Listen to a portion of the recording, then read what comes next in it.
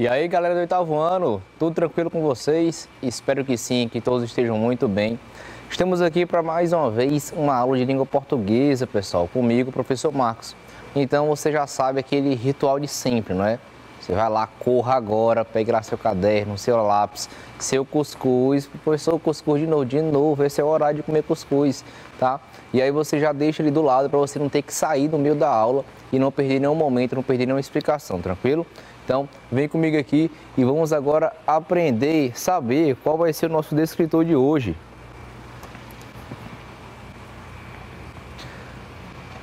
Olá, preparados? Então, vamos lá, pessoal. Hoje falaremos sobre o D1. O que é esse D1? O D1 é um assunto que vocês já viram em outros gêneros, que é localizar informações explícitas em um texto. Só que agora nós trabalharemos esse descritor dentro de um artigo de divulgação científica. A pessoa não lembra o que é um artigo de divulgação científica. Sim, pessoal, é aquele gênero em que trata ou traz informações a respeito de alguma pesquisa, a respeito de alguma informação relacionada a algum estudo científico. Só que esses assuntos eles são colocados não de maneira tão técnica, tá? São colocados de maneira um pouco mais simples, exatamente para atingir um público-alvo maior, tranquilo? Agora vamos relembrar aqui o que são essas informações explícitas. Lembrando, quando a gente fala de análise de texto, a gente tem aquelas informações explícitas e as informações implícitas, tá? Inicialmente, o que são informações explícitas? São aquelas informações que estão exatamente nas linhas do texto, ou seja, são aquelas que aparecem claras, tá? De você, ao ler, você consegue identificar facilmente. Eu costumo dizer para meus alunos que são as informações que ficam te mordendo. Como assim, professor, mordendo? São aquelas que você lê, se você lê com calma, ali passou ali a vista ali uma vez, duas vezes, você já consegue encontrar as informações. Então essas são informações explícitas, você não precisa ter um entendimento tão amplo do texto, mas sim você precisa ter atenção com o texto para você encontrar as informações que estão lá. Em seguida, como eu sempre gosto de falar, temos também as informações nas entrelinhas. O que são elas? São as informações implícitas, que nós não falaremos hoje. Mas por que a gente vai falar dela também assim, de maneira indireta? Porque são aquelas que ficam subentendidas, ou seja, implícitas. Para você chegar até as informações implícitas, você primeiramente precisa encontrar as informações explícitas. Então, uma coisa leva a outra, tá? Então, se você conseguir encontrar as informações que estão claras no texto, obviamente que você, numa próxima leitura, você vai ficar mais fácil você encontrar as informações que estão subentendidas, certo?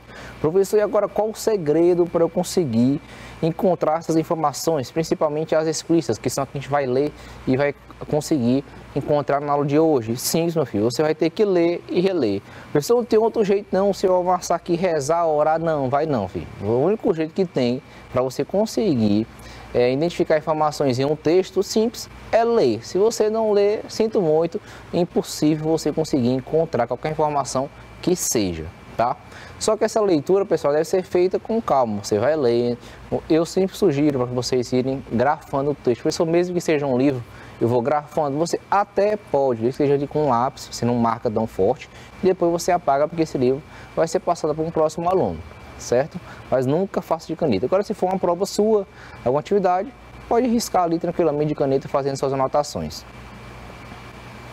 Vamos aqui agora ao primeiro artigo de divulgação científica. Olha ali, pessoal.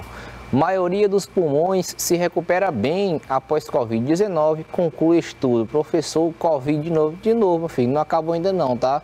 Ainda tem, apesar de você ver um pessoal aí no meio da rua, pulando, se divertindo, mas ainda tá lá, tá? Não fique pensando que já acabou, não.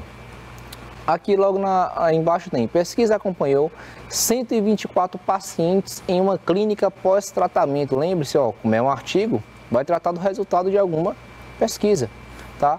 Acompanhou 124 pacientes, aqui as informações já claras para vocês, em uma clínica pós-tratamento e após 3 meses, tá? Ou seja, após 3 meses que o pessoal contraiu, esses pacientes contraíram o vírus, eles acabaram iniciando essa pesquisa. A análise revelou boa recuperação na maior parte dos casos, tá? Primeiro parágrafo. A pesquisa, liderada pelo pneumologista Bram van der Burst, inclui 124 pacientes que se recuperaram de infecções agudas causadas pelo novo coronavírus. Eles visitaram a clínica pós-tratamento e foram examinados por tomografia, foi o exame realizado, tá? Tomografia computadorizada e outros exames. Após 3 meses, os pesquisadores fizeram um balanço que revelou uma boa recuperação nos pulmões. O dano residual foi geralmente limitado e é mais frequentemente observado em pacientes que foram tratados na UTI. Olha essa informação interessante.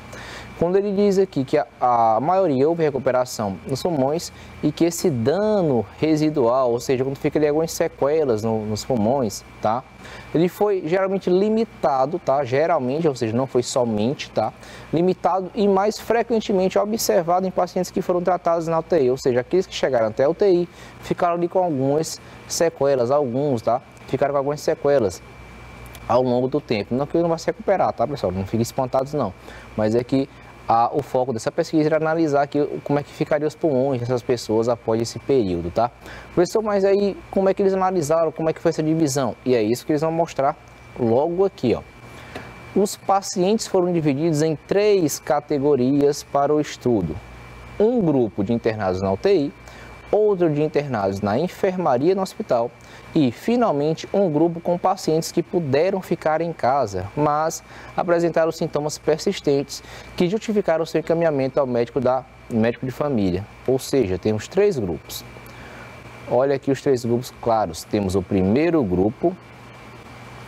O primeiro grupo foram os que foram internados na UTI. O segundo grupo, os que foram internados na enfermaria do hospital, ou seja, não chegaram a serem entubados ou a receber algum tipo de tratamento um pouco mais fortes. E o terceiro são aqueles que sentem os sintomas um pouco mais leves e que puderam ficar em casa, tá? Ou seja, 3 grupos distintos. Então temos aqui a divisão dos 3 grupos. Informação clara, tá? Então se porventura perguntasse em quantos grupos foram divididos? 3. Quais são? Um grupo de quem foi internado na UTI, um grupo de quem ficou na enfermaria e um terceiro grupo que foi aqueles que puderam ficar em casa, tá? Então percebo, as informações elas estão aí para vocês. Então não se acaba se tornando um gênero com uma leitura difícil, tá? Fica difícil se você não ler. Agora, se você ler com calma, analisando as informações que são passadas para você, fica muito tranquilo de você compreender todas as informações que vêm claras no texto, tá? Continuação.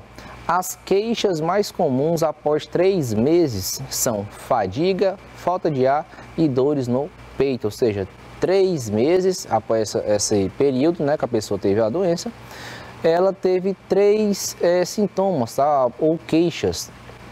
Muitas pessoas ainda experimentaram limitações em sua vida diária, bem como a diminuição da qualidade de vida. Abre aspas, os padrões que vemos nesses pacientes mostram semelhanças com a recuperação após pneumonia grave ou síndrome da angústia respiratória aguda, na qual o fluido se acumula nos pulmões. Fecha aspas, explica o pesquisador Van der Burch, em nota. Abre aspas mais uma vez, a recuperação dessas condições também geralmente leva muito tempo. Para ele, é animador ver que os pulmões apresentam recuperação após terem sido infectados pelo SARS-CoV-2, que é o nome científico do Covid. E aqui temos algumas informações, olha os detalhes que vão aparecendo aí para vocês. Quais são os principais queixas ou sintomas? Temos aqui 3 principais sintomas após esse período de 3 meses, que é a fadiga, a falta de ar e as dores no peito. Isso mesmo após a doença? Sim, então esse daí são os sintomas que ainda ficam ali depois de um tempo, mas depois ele vai sumindo, tá? Não fiquem desesperados não. E ele vai e diz que há uma semelhança com outras doenças. Quais são essas doenças? Com a pneumonia grave, tá? E com a síndrome da angústia respiratória aguda, ou seja, ele faz uma espécie de comparação com os pós-sintomas ou pós-tratamento de mais 2 doenças, tá?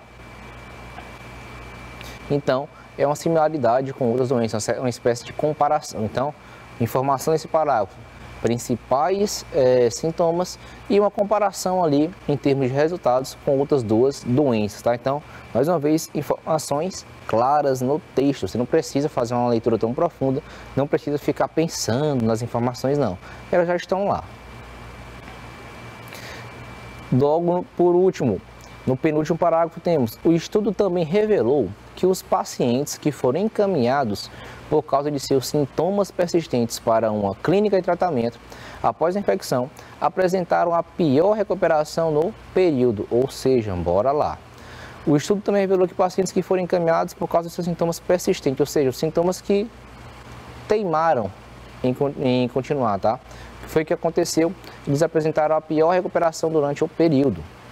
Logo lá abaixo, no último parágrafo, no entanto, parece que existe um subgrupo claro de pacientes que inicialmente experimentaram sintomas leves do coronavírus e, posteriormente, continuaram com queixas e limitações persistentes a longo prazo, diz Van der Burch.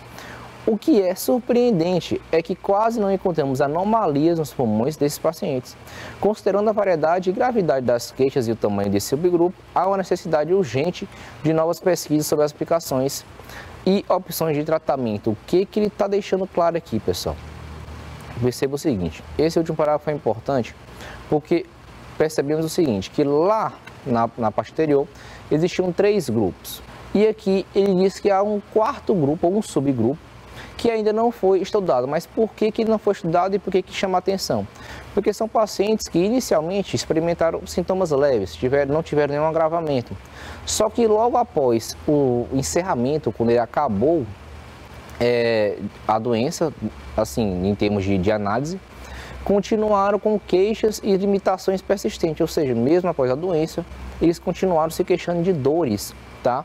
E quando foram investigados ou foram examinados, quase não encontraram anomalias nos pulmões, diferente dos outros 3 grupos que foram citados anteriormente, tá? Então, é um grupo que chama atenção, porque hoje não teve sintomas graves, iguais aos outros, mas teve sintomas leves e, mesmo assim, após isso, ainda continuou sentindo dores. Então, há de ser estudado, e é isso que ele diz, ó, há uma necessidade urgente de novas pesquisas sobre explicações e opções de tratamento. Tranquilo? Então, informações claras no texto, é só você ler, não tem segredo. E principal dica, vá marcando as informações. Eu repito, não risque seu livro, tá? Mas você vai fazendo marcações ali de lápis, que logo depois você pode apagar e fica mais simples você entendendo as informações que são colocadas parágrafo a parágrafo, tá? Não vai tentar ler o texto todo de uma vez e tentar entender ele de forma ampla. Você vai marcando ali os parágrafos por parágrafos, vai tirar as informações mais claras, que aí logo depois fica mais simples você compreender o todo. Agora vamos treinar, né? Como que treina? Lendo, não tem segredo não.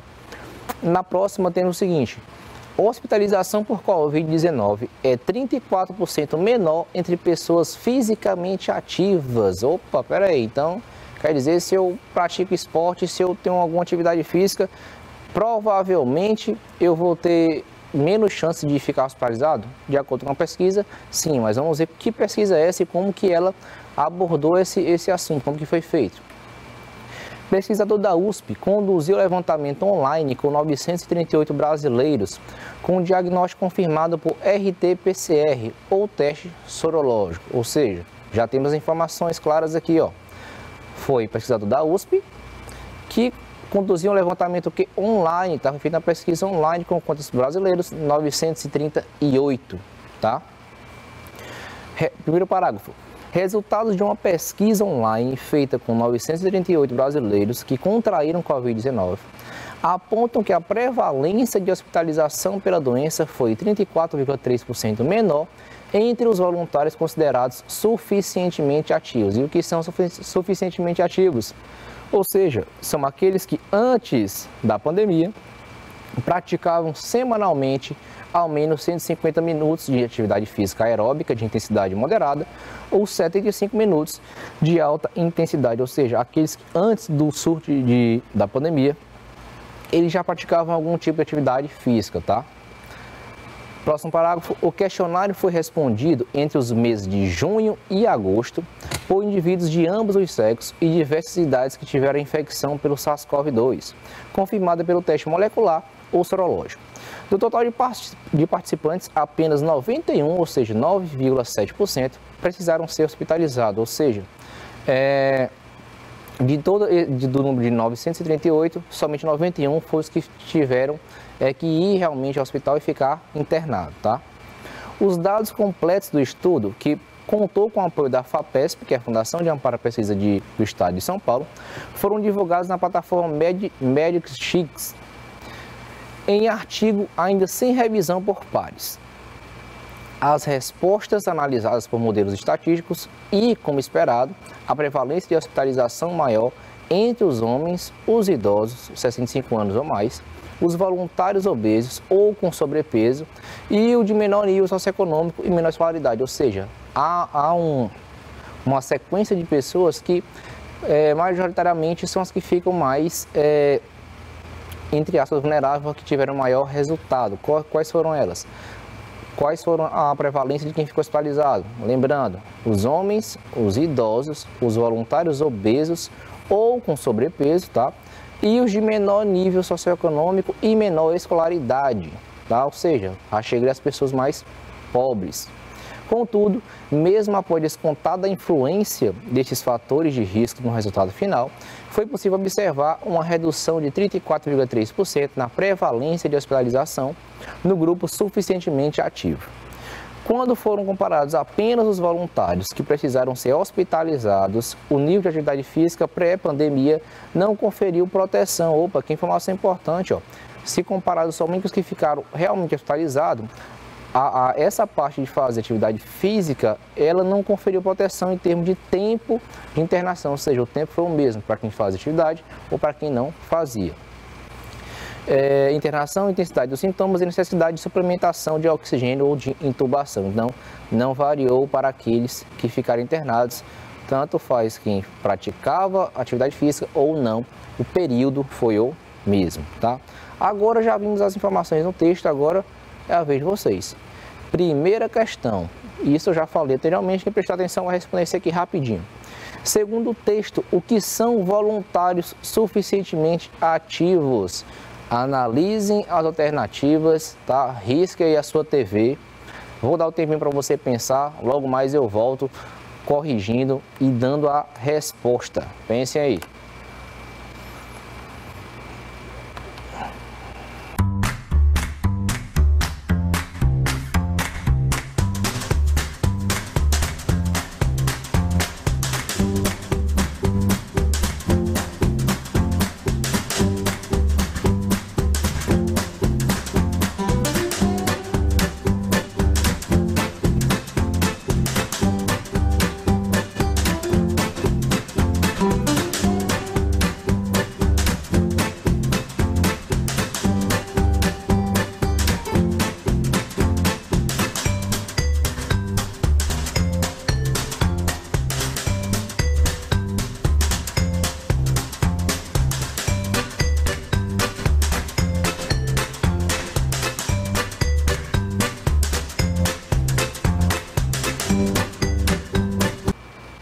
Vamos lá, vamos retornando aqui, que agora eu sei que certamente acertaram. Quem prestou atenção na leitura, viu lá que eu falei o que são esses voluntários suficientemente ativos. Vamos lá. Na letra A diz o seguinte: são aqueles que depois da pandemia começaram a praticar atividade física regularmente. Peraí, pessoal, eu conheço aqui na rua de casa um pessoal que depois da pandemia virou atleta. Começou ali a correr ali na BR, começou a fazer caminhada, queria sair de casa, tudo quanto era jeito. Não, meu filho, mas a pesquisa não fala desses daí, não. Fala que é aqueles que depois da pandemia começaram a praticar atividade? Não, não é o que depois da pandemia, tá? Letra B, são aqueles que antes da pandemia praticavam semanalmente algum tipo de atividade, tirar isso aqui, algum tipo de atividade física moderada ou de alta intensidade. Sim, foi isso que o texto disse, suficientemente ativos aqueles que antes da pandemia já praticavam algum tipo de atividade física. Na letra C, são aqueles que antes da pandemia possuíam um histórico de atleta de alta performance. Não, meu filho, não tem nada de história de atleta, o texto nem fala de histórico de atleta, fala daqueles que antes da pandemia praticavam algum tipo de atividade, tá? Então não tem nada a ver a letra C. E na letra D, são aqueles que já praticaram algum tipo de esporte ou atividade física na vida. Professor, então, a letra D está dizendo que aquele que praticou atividade física lá quando tinha 20 anos, hoje com 60, ele não vai pegar Covid. Não, não é assim não. Ele não vai ser hospitalizado? Não, não é assim não. Não fala de você há anos atrás, não. Fala de antes da pandemia, você já ter praticado ou vir praticando semanalmente algum tipo de atividade. Então, também não pode ser a letra C. Então, como correta, nós temos a letra B, que o que são voluntários suficientemente ativos são aqueles que antes da pandemia praticavam semanalmente algum tipo de atividade física moderada ou de alta intensidade, certo? Segunda questão. Segundo o texto, as respostas do questionário foram analisadas por modelos estatísticos, o qual constatou que a prevalência de hospitalização foi maior em, ou seja, qual foi o grupo de pessoas que foi constatado, segundo o questionário, que ficaram maior tempo hospitalizados, ou aqueles que tiveram que ser hospitalizados. Analisem as alternativas e já eu volto com a resposta.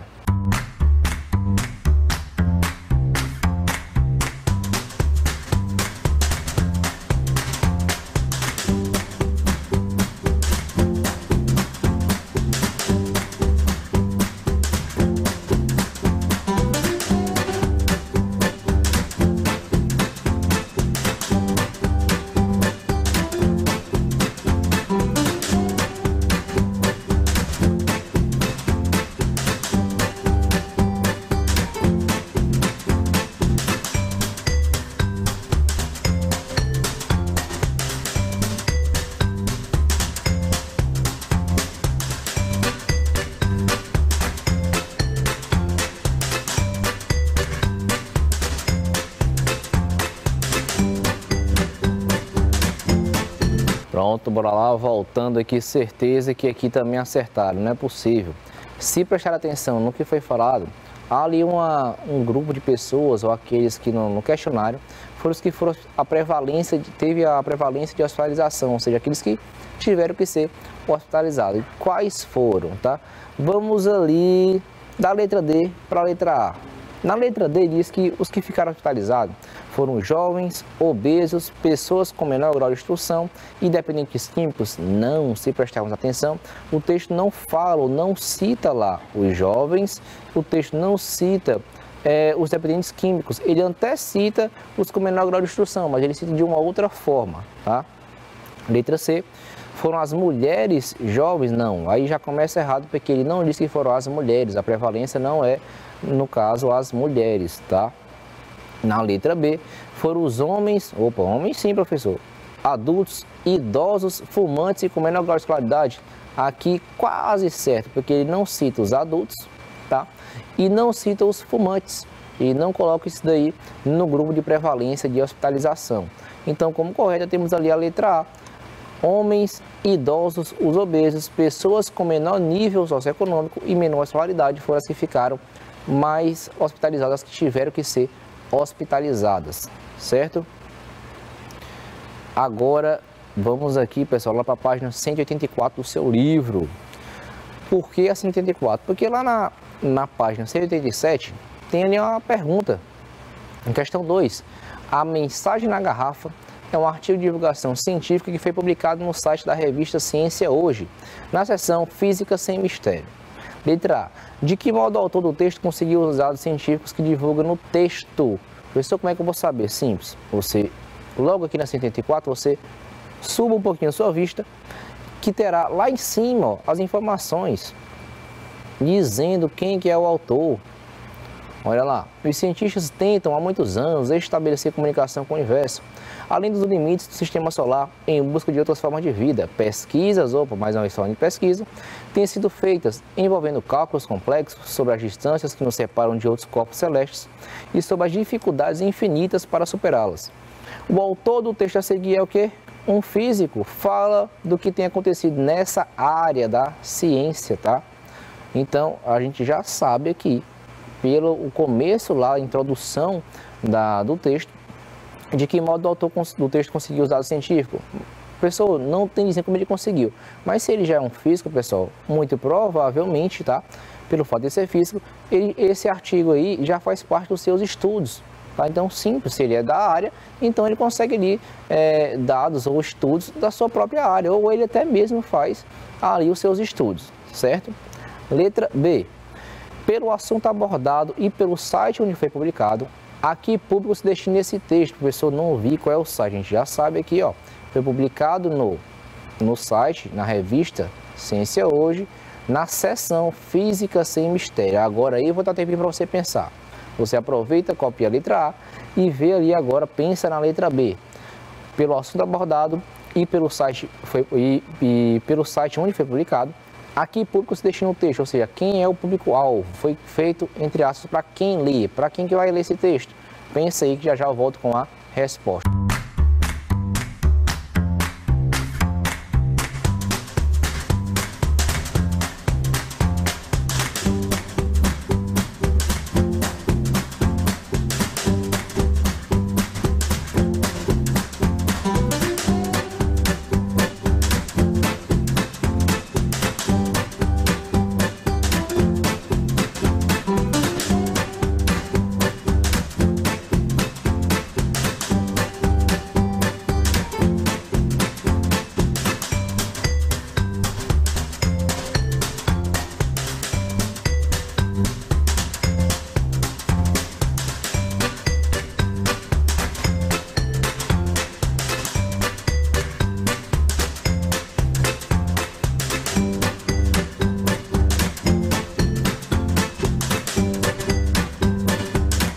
Vamos lá, pessoal, já copiaram a letra A, agora vamos aqui e fizeram a letra B, obviamente, né? Vamos lá. Pelo assunto abordado e pelo site onde foi publicado, a gente já sabe, é abordado ali um assunto em relação à ciência, ali em relação ao envio de mensagem ao espaço, e pelo local onde foi publicado, na seção Física Sem Mistério. Aqui público se destina esse texto? Simples, pessoal. Esse texto, e eu até comentei antes, que é um texto da área científica, obviamente, em que quem que vai ter interesse em ler? Pode ser estudantes da área, professores, pesquisadores e também pessoas interessadas no assunto, ou seja, não é um público fechado, é só para esse público aqui, não, é um público amplo, então qualquer pessoa que queira ler, é só pesquisar e vai encontrar informações a respeito desse conteúdo e de outros assuntos também, tá? Então não é um conteúdo fechado, restrito, tá? Somente para uma pessoa ou um público.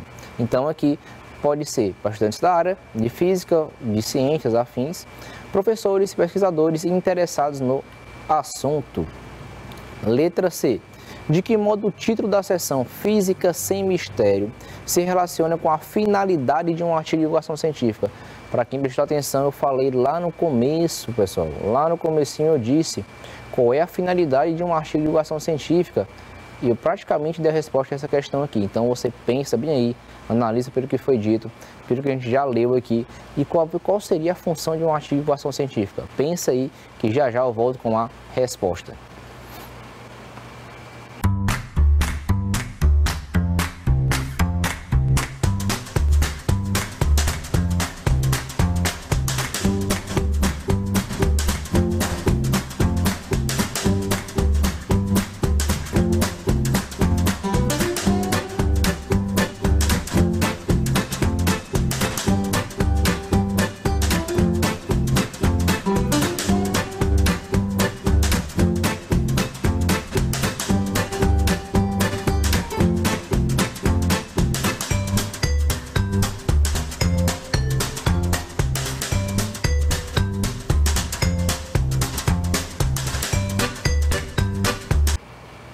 Bora lá, retornando, letra C da segunda questão. De que modo o título da seção Física Sem Mistério, o que seria Física Sem Mistério? Algo que não vai ser escondido, oculto para alguém, se relaciona com a finalidade de uma artigo de divulgação científica. É só lembrar no seguinte, tá? Que a intenção do texto, no caso, a artigo de divulgação científica, é repassar o conhecimento, esse no caso o conhecimento científico, a um público amplo. A gente já viu que qualquer pessoa basicamente pode ler de maneira didática, de maneira simples. Então, o título Física Sem Mistério, porque não vai ter segredo, tá? Não vai ser algo restrito, algo com uma linguagem difícil de compreender. Vai ser um texto relativamente simples, tá? E com a finalidade de quê? De passar um conhecimento a um público mais amplo, tranquilo? Indo agora aqui, pessoal, para a terceira questão, logo abaixo, tá? Releia os 3 primeiros parágrafos do texto. O autor faz referência ao costume de lançar ao mar garrafas com mensagens escritas. Lá no começo do texto, a gente sabe que ele faz referência ao assunto de enviar mensagens, tá? E a letra A pergunta: esse assunto está diretamente relacionado à ciência? Se prestarmos atenção, o fato de enviar mensagens em garrafas não é um assunto diretamente ligado à ciência, tá? E simplesmente ele colocou como um simples costume, até chegar ao foco que ele quer, que é o que a letra B pergunta. Qual pode ter sido a intenção do autor ao fazer essa referência? Simples também. Quando ele faz essa referência, ele foi utilizado apenas como uma introdução ao assunto. Então ele começa falando a respeito de que antigamente havia necessidade de comunicação e que eram enviadas mensagens em garrafas e que hoje em dia não é enviado mensagem em garrafas, e sim em espaçonaves e são mandadas ao espaço, tá? Então aqui ele colocou lá no começo, não tinha relação com a ciência, mas foi só como introdução, só para ele ir esmiuçando até chegar ao que ele realmente queria falar. Foi colocado somente como uma introdução, tranquilo? Então, bora lá, pessoal. Por hoje é só. Espero que tenham compreendido o conteúdo, que tenham entendido essa relação de informações explícitas, que não é uma ação difícil, porém é só você ler. Se você ler com calma as informações no texto, você acaba encontrando e não terá dificuldade alguma, certo? Então, até a próxima, se cuidem e tchau, tchau.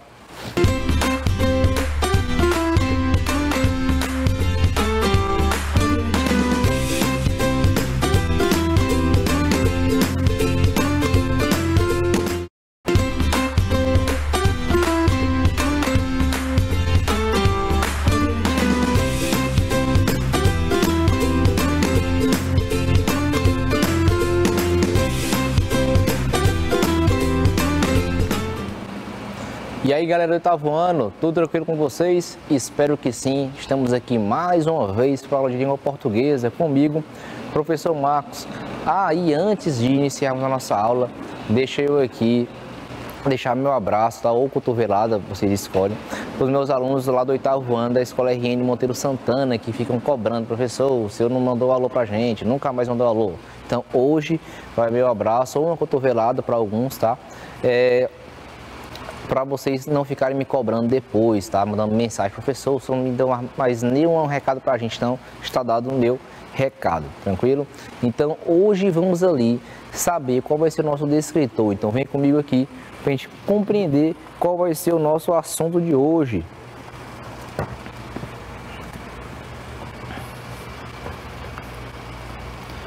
Bem, pessoal, hoje nós falaremos sobre o D3. O que é esse D3? É inferir o sentido de uma palavra ou expressão. Professor, eu já vi esse descritor. Sim, eu sei que você já viu, porém que você viu em outro gênero. O gênero de hoje será um artigo de divulgação científica, certo? Continuaremos aqui com esse nosso assunto a respeito de artigos. Então, mas inicialmente bora relembrar aqui o que é entender encontrar ali o sentido de uma palavra ou expressão. Primeiramente, se você já assistiu às outras aulas, você sabe que quando você vai ler um texto, você vai relacionando as informações que vão vir ali nas orações, nos períodos, nos parágrafos. Como você vai relacionando informações, que ele tem relação com informações explícitas e implícitas, que vocês também já viram, a gente vai chegando a algumas conclusões, tá?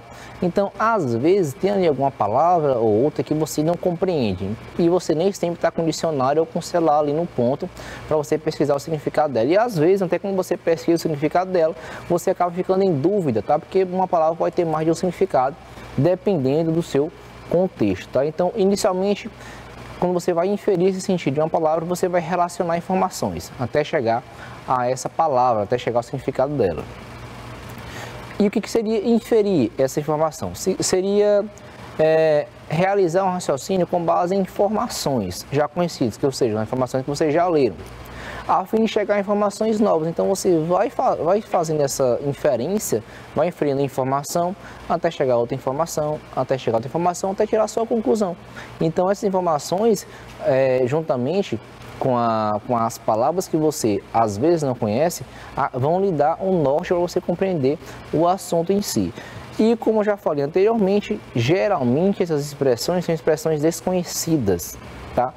Uma ou outra você vai acabar conhecendo, mas algumas você não vai conhecer. E como eu já falei, você nem sempre tem um dicionário. Então, você vai fazer pelo contexto, pelo que foi falado dentro do texto, pelas informações que foram colocadas, você acaba descobrindo qual é o significado dela. Professor, consegue descobrir? Consegue. E eu vou provar para vocês que você consegue fazer isso até de uma maneira mais simples do que imagina. Vamos ao texto. Lá no texto tem o seguinte: cientistas descobrem principal fator de morte das árvores na Amazônia. E isso é fácil, o principal fator de morte na árvore da Amazônia é o desmatamento. Não sei, vamos ver aqui se é realmente isso que vai ser colocado nessa pesquisa, no resultado dessa pesquisa. Especialistas analisaram registros de mais de 30 anos do bioma e chegaram à conclusão de que as espécies que crescem mais rápido têm menor expectativa de vida. Não está falando de desmatamento, ele está falando que aquelas que crescem mais rápido têm menor expectativa de vida, igual os seres humanos também, tá? Então, cresceu mais rápido, tem menor expectativa de vida. O desmatamento e a consequente perda de biodiversidade na Amazônia preocupa cientistas do mundo todo. Pensando nisso, um estudo co-liderado pelas universidades de Birmingham e de Leeds, na Inglaterra, descobriram o principal fator de risco para a mortalidade das árvores no bioma da América do Sul. Segundo o artigo publicado na revista científica Nature Communications, as árvores que crescem mais rápido são as que morrem mais cedo e as mais afetadas pelas mudanças climáticas. Consequentemente, armazenam menos CO2, afetando o ciclo do carbono na atmosfera, ou seja, crescer mais rápido, ou ela, como é que ela vai morrer? Sendo desmatada, simples, tá? Não vai cair do nada não. E aqui tem algumas palavras que talvez vocês não conheçam. Olha essa palavra aqui. Não vou dizer o que significa, mas pelo que já foi falado aqui, em que foi realizado um estudo co-liderado pelas universidades de Birmingham e de Leeds. O que seria algo co-liderado, professor? Não sei o que é algo co-liderado. Então eu vou dar um tempinho para você ir pensando, tá? Vou dar aí para vocês um tempinho para você pensar. Já eu volto dizendo o que significa algo ser co-liderado, tá? Então pensem aí, leiam o trecho que você vai acabar identificando essa informação.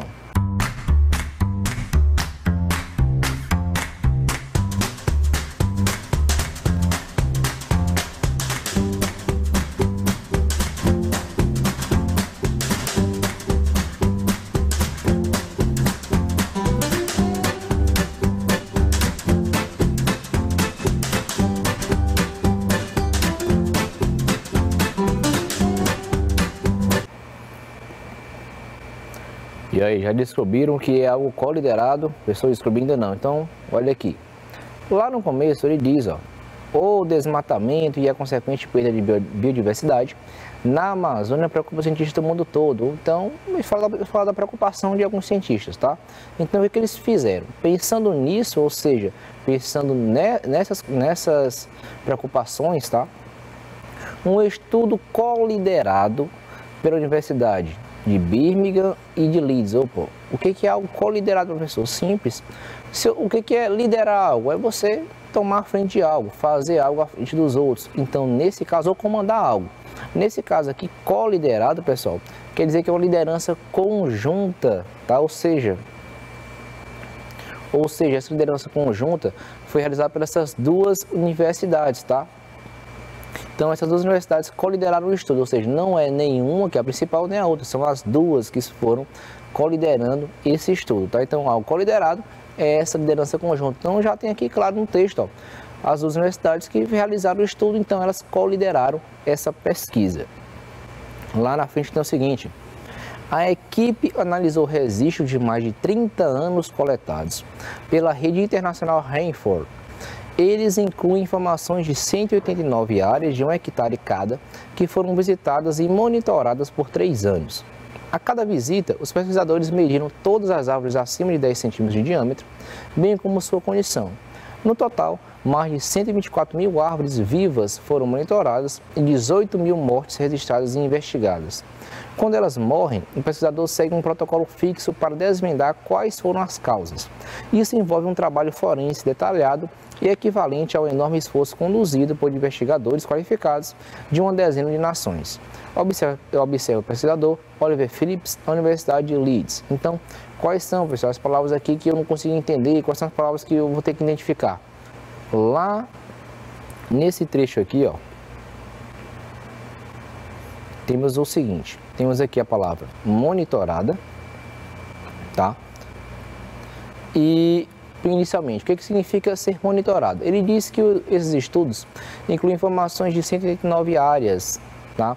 De 1 hectare cada, que foram visitadas e monitoradas por 3 anos. O que essas áreas foram visitadas e monitoradas. O que é monitorar? Professor, eu sei o que é monitorar. Lá na rua de casa tem uma casa que ela é monitorada 24 horas pelas vizinhas da rua de casa. Não, meu filho, não é esse monitoramento aí não, tá?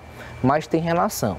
Se as suas vizinhas monitoram a rua, então o que vai acontecer quando diz que esses pesquisadores ficaram monitorando esses hectares? Pensa aí que já eu volto dizendo o que significa ser monitorado nesse contexto aqui.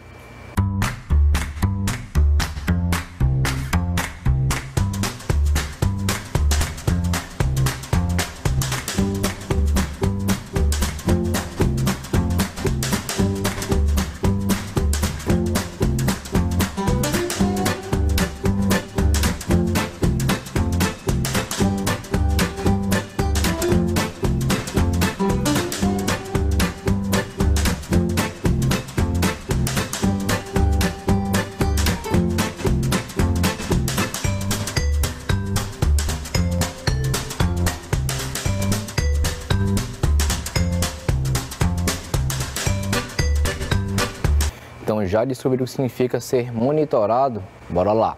Quando diz que inclui informações de 189 áreas de 1 hectare cada e que foram visitadas e monitoradas, o sentido de monitorar nesse caso aqui, pessoal, é o sentido de serem observados. Então, durante esse período, tá?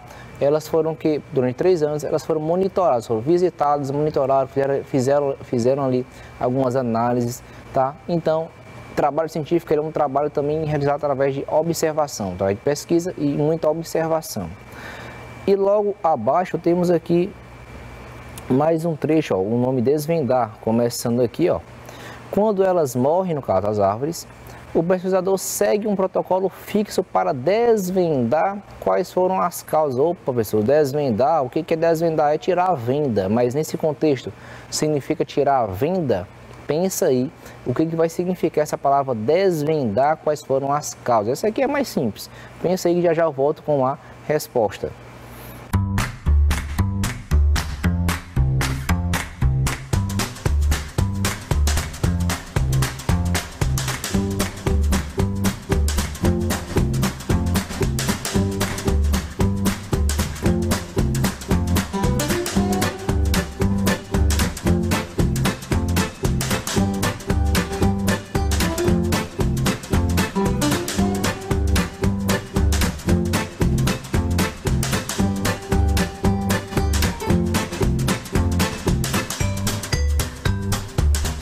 O que é desvendar?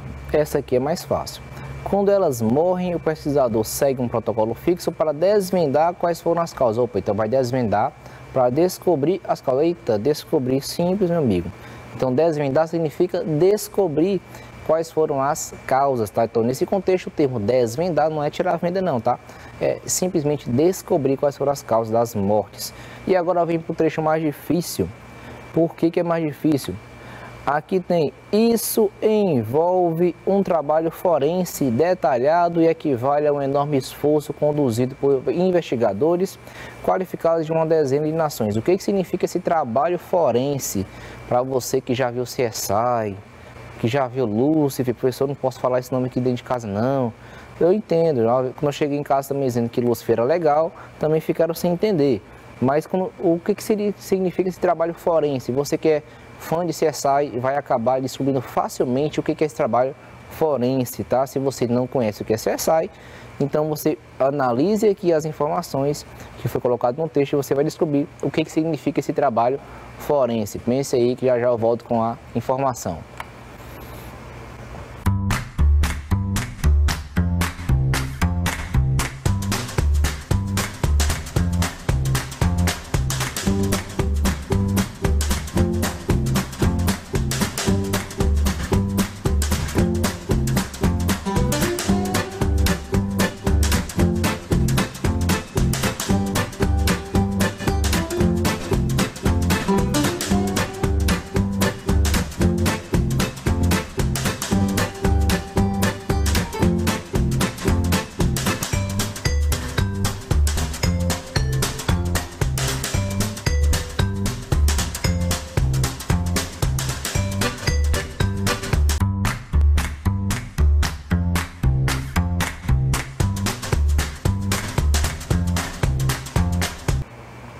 Retornando aqui, o que significa, pessoal? Eu sei que você provavelmente foi lá no celular, pesquisou o que significa, mas vamos lá.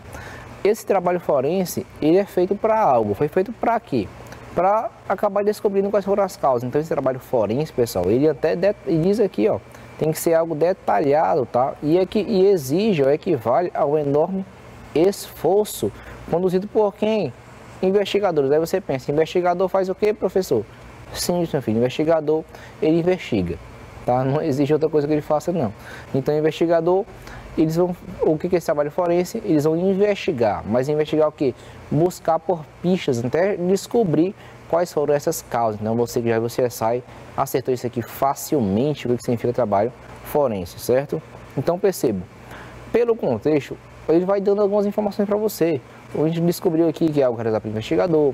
Desvendar fica simples, porque eu vou desvendar quais foram as causas, então fica fácil. Monitorar, ou seja, por 3 anos, monitorar por 3 anos, observar por 3 anos, tá? Analisar, ser estudado por 3 anos. Então, percebam que as informações vêm auxiliando você a descobrir quais são o significado das palavras, das expressões dentro do contexto, certo? Vamos agora treinar, ver se realmente entenderam. Lá no próximo artigo tem: cientistas criam superenzima que come plástico PET em poucos dias. Usando engenharia genética, os pesquisadores combinaram a petase com uma segunda enzima chamada metase.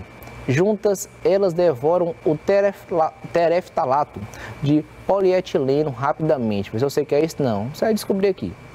Cientistas da Universidade de Portsmouth, na Inglaterra, criaram uma superenzima a partir de 2 enzimas produzidas por um tipo de bactéria que se alimenta de garrafas plásticas, conhecida como Idenella sacaiensis. A pesquisa foi publicada na última segunda-feira na revista Proceedings of the National Academy of Science. Em um estudo anterior, cientistas já haviam criado uma enzima que se alimenta de plástico, a petase. Desta vez, usando engenharia genética, os pesquisadores a combinaram com uma segunda enzima chamada metase, que acelera até 2 vezes mais o processo de reverter o tereftalato de polietileno, mais conhecido pela sigla PET, à sua composição original. A técnica já era usada na indústria de biocombustíveis, que aplica as enzimas para quebrar celulases, responsáveis pela degradação da celulose, principal composto presente nas células vegetais. Mas, em entrevista à CNN, o principal coautor do estudo, John McGuinness, disse que esta é a primeira vez que estas enzimas são combinadas para quebrar o plástico. Além do PET, a superenzima também consegue atuar no furanoato de polietileno, um bioplástico à base de açúcar usado em algumas garrafas de cerveja. Entretanto, McGuinness afirma que a ação da petase fica restrita a esses 2 tipos de plástico. O professor ainda disse à publicação norte-americana que o estudo terá financiamento para que os cientistas realizem outros experimentos. Os bons resultados podem levar o PET a ser mais reciclado, dispensando o uso de combustíveis fósseis. Isso aqui é importante na criação de novos produtos. Estamos prevendo uma enorme economia de energia, pontuou McGuinness. Agora vamos aqui às informações, pelo que foi lido no texto, e descobrir o que significa isso aqui, pessoal. Lá no trecho, na primeira questão, tem: pesquisadores combinaram a petase com a segunda enzima chamada metase. O termo destacado ele foi utilizado com qual significado, tá? Então, o termo combinaram, nesse contexto aqui, o que ela significa. Então, se eu combinar, eu sei o que é. A gente, quando está jogando, a gente combina as coisas. Mas é esse significado de combinar as coisas aqui, de tramar algo? Pensem aí, nesse contexto, o que vai significar a palavra combinaram. Pensem que daqui a pouco eu volto com a resposta.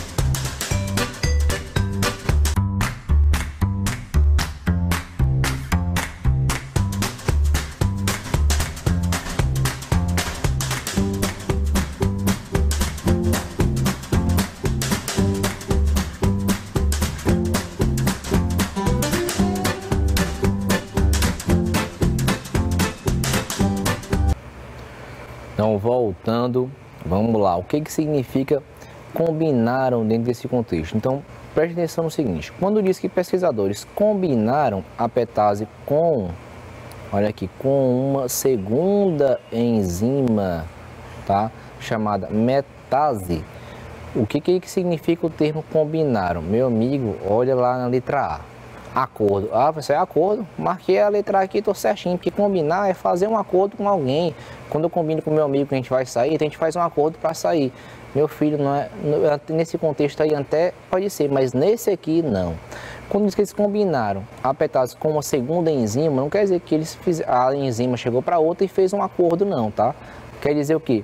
Que eles uniram, tá? Uniram as duas enzimas para formar uma nova superenzima, tá? Então, eliminaríamos aqui a palavra acordo, substituir tampouco, que não foi substituído, sim, uma união entre as duas, e tampouco feito a troca, que é o mesmo significado ali de substituir. Então, não é nenhuma não é a letra A, nem B, nem a letra D, como correta temos a letra C, que é unir, uniram as duas enzimas, certo? Segunda questão, no trecho, entretanto, McGeehan afirma que a ação da petase fica restrita a esses dois tipos de plástico. Eita, agora pensem. O termo destacado, restrita, foi utilizado com qual significado? Então, dentro desse contexto, o que significa a palavra restrita? Pensem aí, que já eu volto com a resposta. Analisem o contexto, que fica bem mais simples.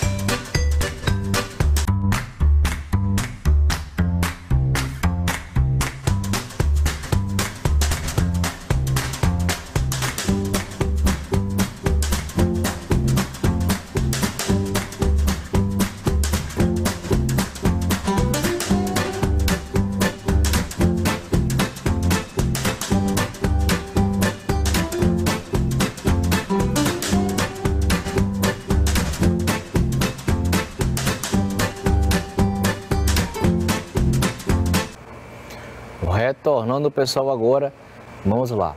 Quando diz, entretanto, McGeehan afirma que a ação da petase fica restrita a esses dois tipos de plástico, ou seja, só vai ser utilizado em dois tipos de plástico, só funciona em dois tipos de plástico. O que ele quer dizer com isso? Quer dizer, letra D, que fica estendida a dois tipos de plástico. Pessoal, estava de um plástico e estendeu para outro plástico. Não, meu filho. Restrito não é algo estendido, são coisas contrárias, tá? Letra C, é algo detalhado a dois tipos de plástico. Não faria nenhum sentido dizer que que a petase fica detalhada a dois tipos de plástico. Não, fica reservada ou fica limitada. Temos duas informações aqui parecidas, tá? Lembre-se, reservar algo é quando eu pego algo e vou deixar ali guardado. Ó, isso aqui eu vou deixar guardado para ficar reservado para depois. Então, não é esse contexto aqui. Então, nesse contexto, ser restrito, pessoal, é algo limitado. Então, a ação, que é o que ele está falando a respeito da ação dessa petase, ela fica restrita, ou seja, ela se limita somente a combater ou a atuar, a comer, igual ele falou, esses dois tipos de plástico. Tranquilo? Então, restrita nesse contexto significa limitado. Para você que acertou, meus parabéns.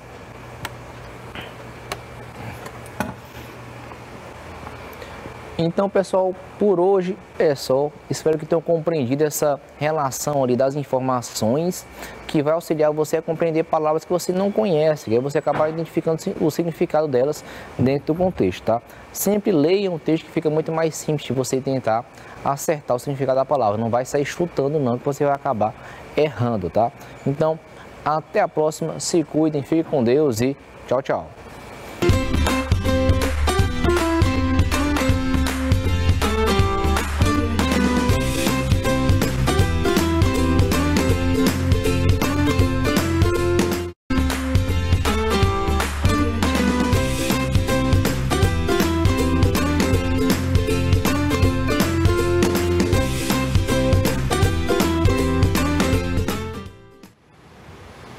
Olá, eu sou a professora Eunice, professora de História de vocês.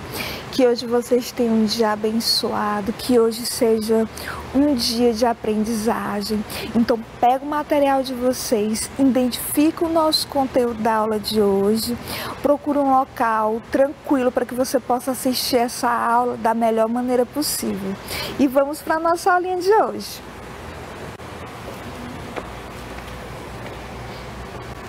E o que nós vamos trabalhar na nossa aulinha de hoje? Hoje nós vamos trabalhar a independência do Haiti, que a gente trabalhou na aula anterior. Hoje é uma continuação da aula anterior. Na aula anterior a gente trabalhou o processo de independência da América Espanhola. E a gente viu os países da América do território ao norte e o território ao centro. Hoje a gente vai trabalhar o processo de independência da América Espanhola mais ao sul do território americano. E é isso, vamos para a nossa aulinha de hoje. E qual é a habilidade que a gente vai dar continuidade? Que habilidade a gente vai trabalhar? Nós vamos conhecer o ideário dos líderes dos movimentos de revolução que levaram a esse processo de independência e tornar essas colônias num estado, transformar essas colônias numa nação. Objetivamente, o que é que esta habilidade ela está querendo dizer?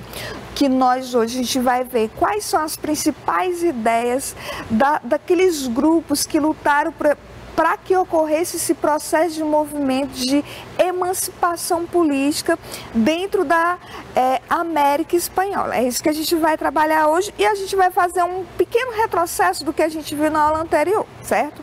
Na aula anterior a gente viu esse processo de independência da América. A gente viu um pouco sobre a sociedade, a gente viu a conjuntura hispânica do século XIX. A gente já sabe que no século XIX o que está acontecendo no mundo? No mundo está acontecendo uma revolução industrial, está acontecendo uma expansão imperialista. Então toda essa conjuntura, esse contexto político, econômico e social dentro do contexto europeu vai influenciar também as colônias aqui na América, mais especificamente as colônias pertencentes à Espanha. Como é que a sociedade espanhola dentro da colônia ela estava organizada? Na aula anterior a gente viu que a sociedade ela estava organizada entre chapetones, que são os grupos detentores do poder político, que são descendentes diretos de espanhóis que vieram da Espanha. Havia dentro do nosso território americano os crioulos, que eles tinham um poder econômico, mas não tinham poder político, que são os grupos que nasceram dentro das colônias hispânicas. E havia os mestiços, que eram os trabalhadores. Então, dentro do contexto social da colônia, esse era o grupo social que havia aqui. E qual era a conjuntura hispânica? Uma economia dependente, porque a colônia ela era dependente economicamente e politicamente da sua metrópole, porque existia essa questão do absolutismo ainda sobre as colônias. Então, dentro desse contexto político, as colônias elas eram muito dependentes, tanto em relação à política quanto em relação à economia, porque ainda tinha um outro fator, que era o pacto colonial. E o que é o pacto colonial? Vamos lembrar. Na aula anterior eu coloquei para vocês que o pacto colonial obriga a colônia a comprar somente da sua metrópole. Então isso inviabiliza o quê? O desenvolvimento e o crescimento das colônias. E isso ia de contra os desejos dos grupos crioulos que estavam se desenvolvendo aqui nesse território e também do que estava acontecendo no contexto europeu. Porque não era interessante para os países industrializados que essas colônias que esses territórios aqui dentro da América fossem colônia. Era muito interessante que essas colônias fossem independentes para que elas pudessem desenvolver-se economicamente e também participar desse processo de revolução industrial que está acontecendo no mundo. Prática de monopólio. O que é um monopólio? O monopólio objetivamente significa dizer o seguinte, que a metrópole ela detém todo o poder econômico sobre a sua colônia. Então a colônia ela só vai poder vender ou comprar da sua metrópole. Então isso também é um fator que inviabilizava esse crescimento desses territórios aqui na América. Fora isso, havia os conflitos sociais, porque eles não tinham participação política, ou porque eles não tinham acesso ao mercado de trabalho, ou pela miséria, ou pelos altos impostos. Então, tudo isso gerava muitos conflitos sociais. Então, esse é o contexto da América Hispânica no século XIX. Tudo isso aqui a gente já trabalhou na aula anterior, a gente só está fazendo aqui um retrocesso do que a gente viu na aula anterior, sem falar nas ideias iluministas, ideias liberais que estavam em vigor dentro da Europa, que vão influenciar esses líderes revolucionários aqui da colônia. Organização político-administrativa das colônias. Nós estamos trabalhando o quê? A independência da América Hispânica. Então aqui haviam vice-reinados. Era diferente do que acontecia aqui dentro da colônia que hoje é o Brasil. Então havia os vice-reinados da Nova Espanha, Nova Granada, Peru e Rio da Prata. Então esse era um processo administrativo que havia aqui dentro das colônias. Cada colônia ela era dividida em vice-reinados. Era a aristocracia que comandava o cenário político, né, do território, que a aristocracia são os detentores de grandes terras. Então, esse grupo é chamado de aristocracia. Havia a garantia dos monopólios comerciais, né, por parte dos chapetones. Então, isso ia de encontro aos interesses dos crioulos, esse monopólio. Então, a gente está falando aqui dessa organização sociopolítica administrativa dentro da colônia. Além disso, dentro desse contexto, havia as ideias iluministas que a gente falou na aula anterior. Que ideias iluministas são essas? Ideias de igualdade, ideias de liberdade. Essa igualdade aqui é a igualdade política, de eles poderem fazer parte desse processo político. Então, essas ideias, elas iniciaram durante o processo da Revolução Francesa e se espalhou por toda a Europa e chegou aqui também na América. E vão ser estas ideias que vão influenciar esses revoltosos, esses líderes que vão fazer parte desse processo de emancipação. Um outro elemento que vai influenciar dentro desse contexto vai ser a Revolução Industrial, que a gente colocou na aula anterior, e a independência dos Estados Unidos. A independência dos Estados Unidos ela vai influenciar muito a emancipação política das outras colônias aqui da América. Os Estados Unidos vai se tornar um espelho a ser seguido pelas outras colônias. E era muito interessante para os Estados Unidos que essas colônias também fossem independentes, porque agora os Estados Unidos vivencia também um processo de revolução industrial e os Estados Unidos ele tem muito interesse de desenvolver essa indústria aqui dentro da América. Então, para que isso acontecesse, é interessante que todas as colônias elas se emancipem das suas metrópoles. Liberalismo inglês. Esse liberalismo vai ser justamente aquele liberalismo que vai influenciar para que a Inglaterra ela deixe de ser uma monarquia absolutista e passe a ser uma monarquia parlamentar.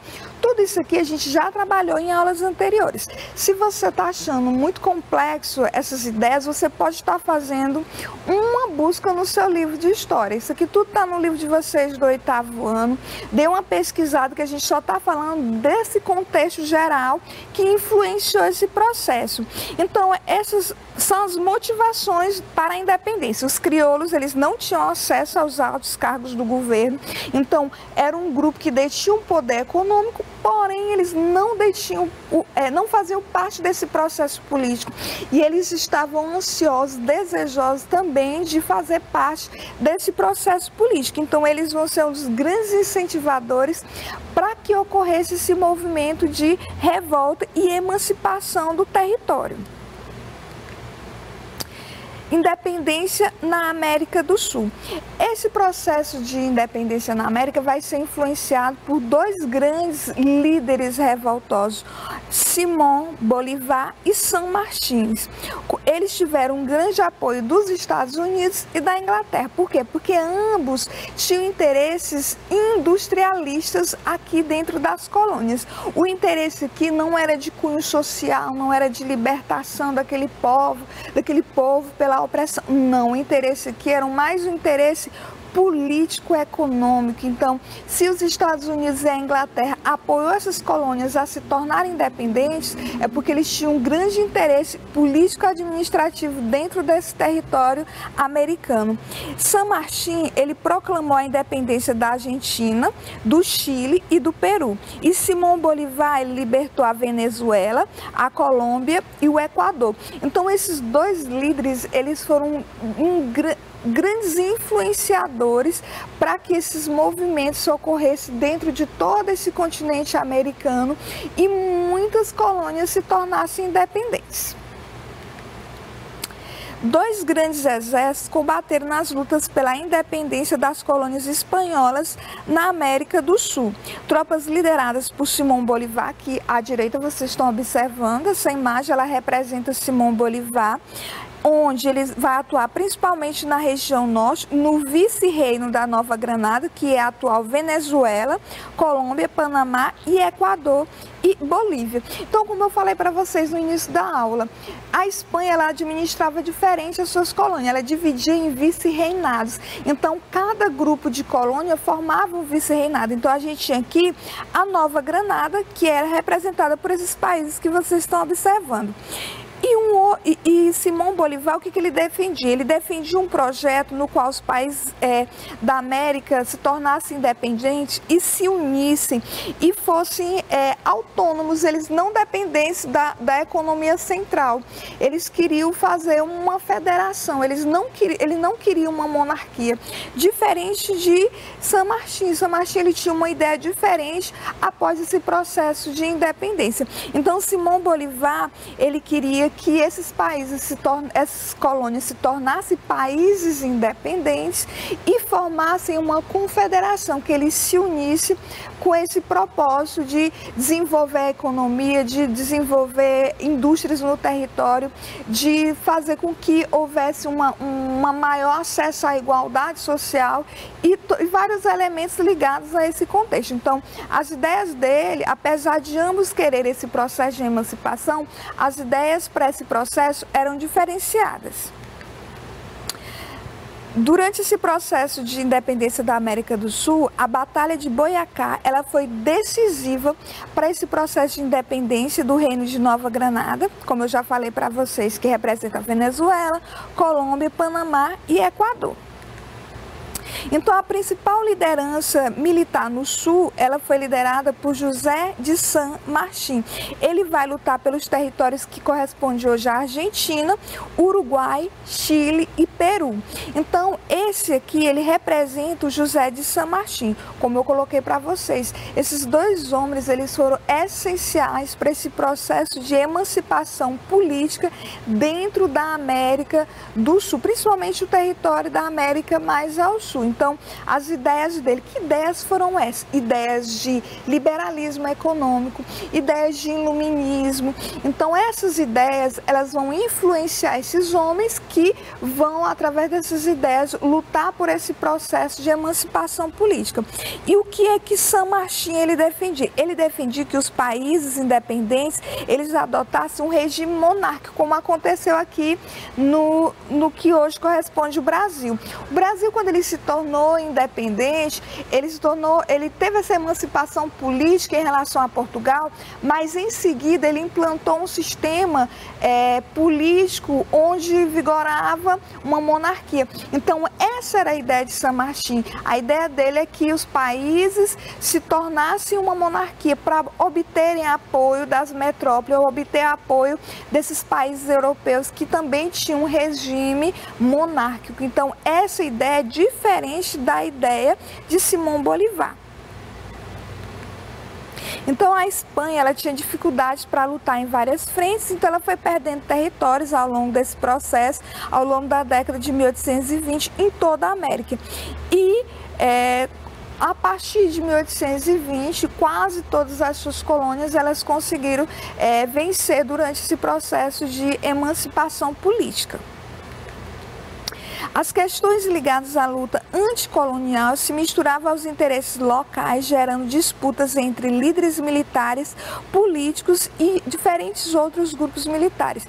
Por por que que isso acontece? Porque dentro de um grupo, nem sempre, mesmo que eles façam parte de tem uma mesma objetivo, que é a emancipação, nem sempre eles vão ter as mesmas ideias durante esse processo. Como vocês estão vendo aqui, ambos queriam a emancipação política, porém eles tinham uma ideia diferente após esse processo de emancipação política.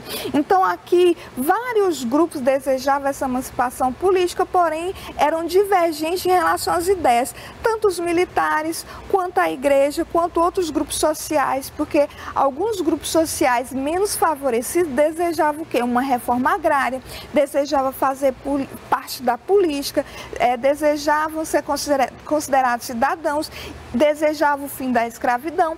Então aqui essas ideias, elas não vão ser unânimes entre esses grupos que desejam a emancipação política. Então as ideias são divergentes. Mesmo Bolivar e São Martins, eles passaram por alguns problemas durante esse processo de emancipação, por conta dessas ideias que eram divergentes. Independência do Uruguai.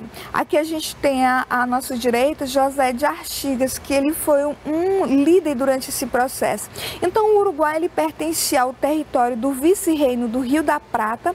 A região por muito tempo ela foi abandonada pela Espanha, que só voltou a se interessar pela região após o regente Dom João tentar anexar o Brasil em 1821, porque esse Rio da Prata representava um potencial econômico muito positivo para o Brasil. Então, a partir desse momento que outro território ficou interessado no Rio da Prata, a Espanha começou a se despertar para isso também. Então, o general José Gervásio Artigas foi um dos principais líderes do movimento pela independência da região, que era submetida à Junta de Buenos Aires. Porém, insatisfeito com o controle de Buenos Aires, Artigas instituiu em Montevidéu um governo independente e realizou uma distribuição de terras, ou seja, um processo de reforma agrária. O que é uma reforma agrária? A reforma agrária é uma divisão de terras para pessoas que não têm acesso à terra, e através desse acesso a pessoa ela vai desenvolver algum tipo de agricultura naquele local. E em 1821, Portugal incorporou o território do Uruguai ao Brasil com o nome de Província da Cisplatina. E em 1825, o Uruguai declarou independência, apoiado pela Argentina. Brasil e Argentina disputaram esse território na Guerra da Cisplatina em 1828, quando um acordo encerrou a disputa e o Uruguai, enfim, reconhecido como um Estado independente. Então, durante muito tempo, esse território ele serviu de disputa entre o Brasil, Argentina, Espanha. Por quê? Porque era um território que representava um potencial econômico, porque era navegável. O projeto de independência consolidado na América Espanhola. Na América Espanhola, o projeto de independência implantado foi o das elites crioulas. Lembrando mais uma vez que dentro desse contexto de emancipação política e econômica desse território das colônias hispânicas, havia essa divisão social, onde no topo a gente tinha os chapetones, nós tínhamos os crioulos, os mestiços, indígenas, escravizados. Porém, o grupo que detinha realmente o poder econômico aqui eram os crioulos. Mas, lembrando mais uma vez, os crioulos, eles não detinham a participação política, eles não tinham acesso aos cargos administrativos de alto escalão. E essa era uma das principais queixas, um dos principais motivos desse processo de luta é o desejo de também participar desse processo político. E isso também é exemplo do que aconteceu dentro da Inglaterra, que a burguesia ela queria participar do processo político, então ela lutou para que ocorresse essa revolução gloriosa que a gente viu dentro da Inglaterra e mudou todo o contexto e estrutura política daquele território. Por quê? Porque a burguesia ela detinha o poder econômico, mas não detinha o poder político.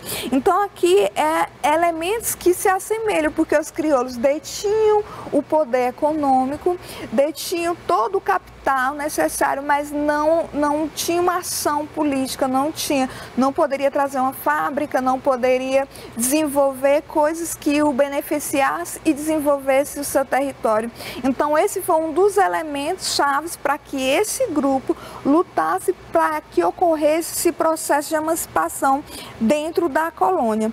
As lutas por independência envolveram índios, mestiços, negros, mas elas foram comandadas pelos brancos que já atuavam na administração colonial ou eram envolvidos no comércio. E por isso os novos estados nacionais, eles foram organizados para defender, principalmente defender e legitimar principalmente essa camada social. Essa camada social, que são os crioulos, vão ser os mais beneficiados durante esse processo e após esse processo de emancipação, porque eles vão conquistar vários privilégios após essa emancipação e agora eles vão ser os detentores desse poder político. Então, no ano de 1826, com toda a América Latina independente, as novas nações se reuniram no Congresso do Panamá.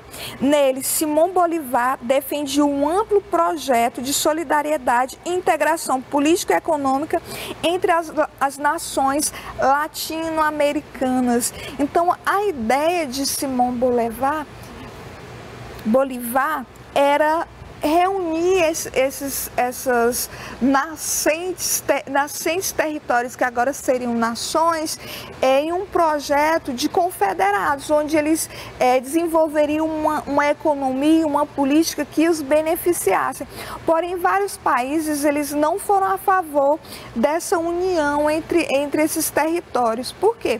Porque ia de encontro aos interesses capitalistas vigentes na época, principalmente interesses ingleses e interesses americanos dos Estados Unidos, porque os Estados Unidos tinham muito interesse nesses territórios aqui da América. Inclusive, a gente colocou em alguma aula anterior que existe uma máxima entre eles, que a América deveria ser para os americanos. Então, eram eles que deveriam levar o progresso e o desenvolvimento para a América. Então, eles se achavam detentores desse desenvolvimento, desse progresso aqui dentro do território americano. Então, ele era muito a favor que não houvesse essa confederação entre esses territórios, para que ele pudesse expandir principalmente a sua economia, porque a gente está vivendo no contexto mundial, que a gente está vivendo o imperialismo, a expansão territorial, expansão econômica. Então, era de interesse dos Estados Unidos que não houvesse essa confederação. Então, os Estados Unidos e Inglaterra se opuseram a esse projeto que ameaçava os seus interesses econômicos aqui dentro do continente. Com isso, a América Latina manteve-se fragmentada. O que é fragmentada? Dividida em vários países. A ideia aqui de Simão Bolívar era a união dessas nações, porém, não era de interesse capitalista nem dos Estados Unidos, nem da Inglaterra que houvesse essa confederação. Então, o desfecho desse processo de independência, no entanto, não significou radical transformação na situação socioeconômica vivida pelas populações latino-americanas. É muito semelhante ao que aconteceu na grande maioria dos países que se tornaram independentes aqui na América. Não houve uma mudança estrutural, o que houve foi uma emancipação e o controle político e o controle econômico mudou de mãos, mas isso não significa que as camadas menos favorecidas elas vão ter acesso a esses benefícios. Não significa que todas as pessoas que eram escravizadas vão se tornar independentes ou que aquela população pobre ela vai fazer parte da política partidária, não. Aqui a mudança que nós vamos ter é uma mudança de estrutura política, onde vai deixar de ser uma colônia, onde vamos deixar de ter uma monarquia e vai agora ser governada por novos grupos aqui, que são os grandes capitalistas, os grandes latifundiários aqui dentro desse território americano. Então agora eles é que vão deter esse poder político, mas a estrutura social ela não vai se modificar. A dependência econômica em relação às potências capitalistas e a manutenção dos privilégios da elite local fizeram com que muitos dos problemas da antiga Espanha permanecessem presentes ao longo da história latino-americana. Como eu coloquei para vocês, não houve uma mudança de conjuntura, não é uma mudança estrutural, é apenas uma mudança político-administrativa. Então, aqueles grupos que já tinham aqueles privilégios vão manter seus privilégios. Então é isso, gente. Eu espero que vocês tenham conseguido assimilar esse conteúdo, que vocês tenham compreendido. E se caso tenha ficado alguma dúvida, pegue o material de vocês de história, dê uma lida novamente, porque esse conteúdo ele é muito extenso. Então é interessante que você pegue o seu livro de história, identifique esse conteúdo referente ao processo de independência da América Espanhola, faça um retrocesso, porque essa aula ela foi dividida em duas. Mas o que eu quero que vocês compreendam sobre esse contexto é o seguinte, que esse processo de emancipação política ela foi influenciada por ideias iluministas advindas do processo de Revolução Industrial.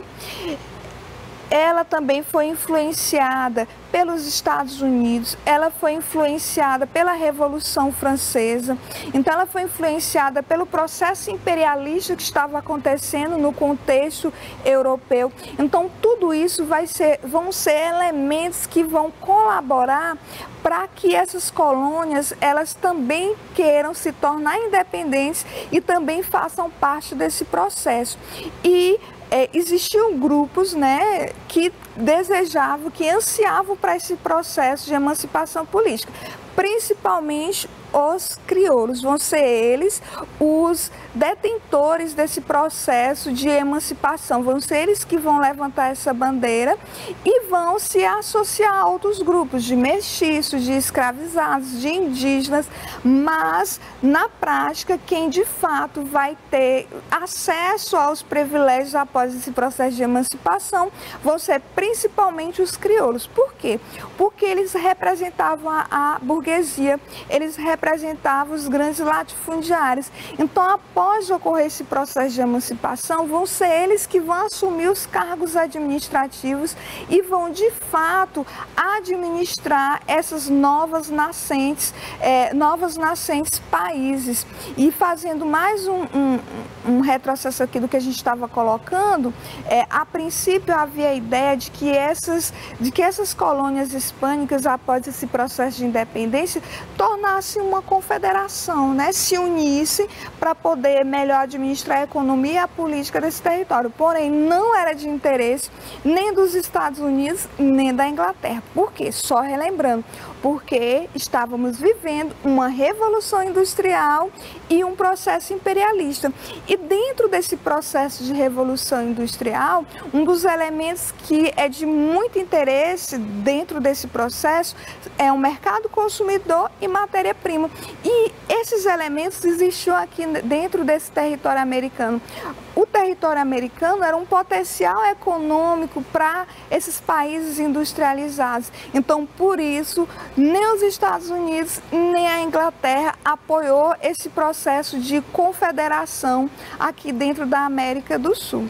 Então, é isso, gente. Se ficou mais alguma dúvida, porque realmente esse conteúdo é extenso, pegue o material de vocês, dê uma lida com mais atenção, questione o seu professor, para que facilite melhor o entendimento de vocês e que vocês possam assimilar de fato esse conteúdo. Então eu espero que vocês tenham um restante de semana abençoado, né?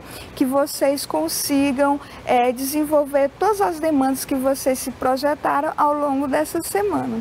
E eu sou a professora Eunice, professora de História do 8º ano de vocês.